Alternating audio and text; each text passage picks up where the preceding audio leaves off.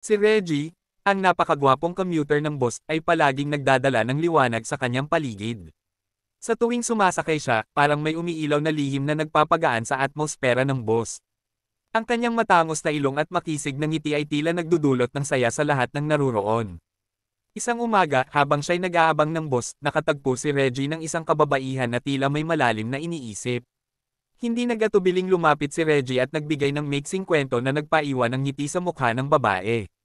Naging maganang pakiramdam sa loob ng bus dahil sa kakaibang kasiyahan na hatid ni Reggie.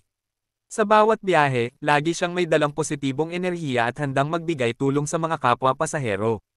Dahil sa kanyang kabaitan at kaakit-akit na personality, naging kilala si Reggie bilang ang prinsipe ng bus ng kanyang ruta. Sa bawat sandali, si Reggie ay patunay na ang isang simpleng ngiti at kabutihan ay may kakayahang baguhin ang buong karanasan ng pagko-commute. Siya'y hindi lamang gwapo sa panlabas na anyo, kundi pati na rin sa kanyang kahusayan sa pagpapamahagi ng kasiyahan sa mundong puno ng biyahe at gulo.